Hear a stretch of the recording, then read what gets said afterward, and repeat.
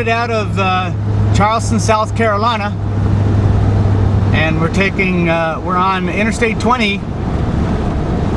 We went to pass through Augusta, Georgia, and it was the Masters was going on, and it was quite busy. But we're taking off of Interstate 20 here to go to 78 West. Here's our turnoff. Now we're gonna go see what's called the Georgia Guidestones.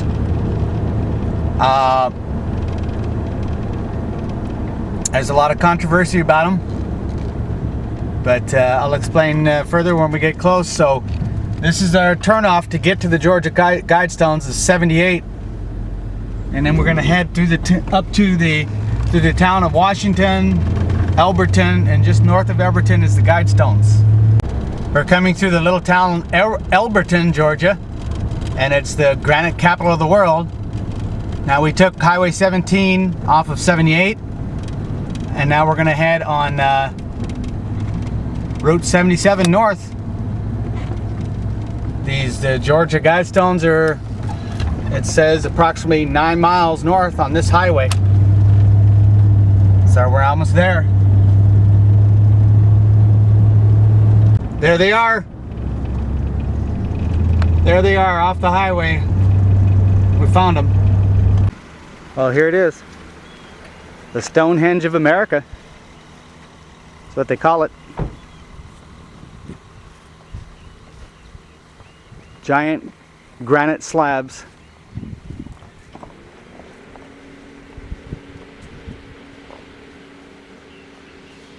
And they got languages, different languages on there. We'll read the English one here in a second.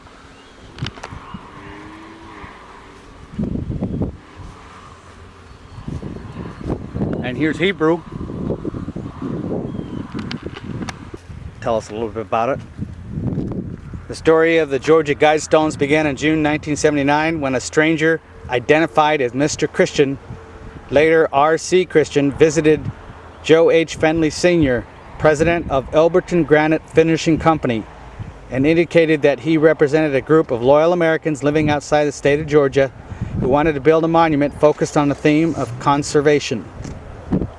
Mr. Christian, who had assumed this pseudonym because he was a Christian, named Wyatt C. Martin, president of Granite City Bank, as intermediary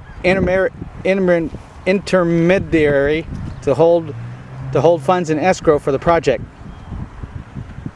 They explained that they wish to remain anonymous forever.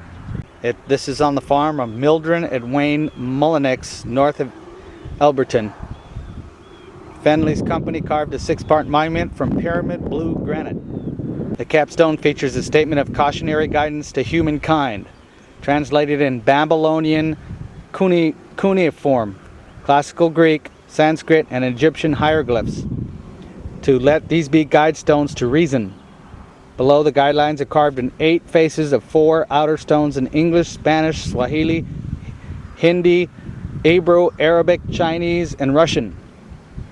In English, the guidelines specify the following: maintain humanity under 500 million. Well, I guess our current population is almost 6 billion, so I wonder how they're going to do that. In perpetual balance with nature, guide reproduction wisely, improving fitness and diversity. Unite humanity with a living new language, rule passion, faith, and tradition, and all things with tempered reason. Protect people and nations with fair laws and just courts. Let all nations rule internally, resolving external disputes in a world court. Avoid petty laws and useless officials. Balance personal rights with social duties. Prize truth, beauty, love, seeking harmony with the infinite. Be not a cancer on earth. Leave room for nature. Leave room for nature. In addition to these conservation messages, the monument displays a number of astronomical features. There's the writings that I just read that's here on this rock. This one's in Spanish. Now, some conspiracy theorists have labeled this group that have put these monuments on here the New World Order. Others have, of course, have identified it with certain secret societies. And rumor is it that one of the people who financed this was Ted Turner. Here's another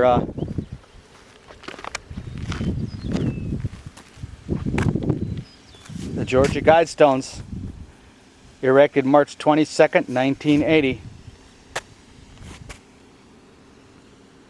It's got, like it says, about on the top, on the capstone, Babylonian, Egyptian, and Classical Greek, and Sanskrit on the top.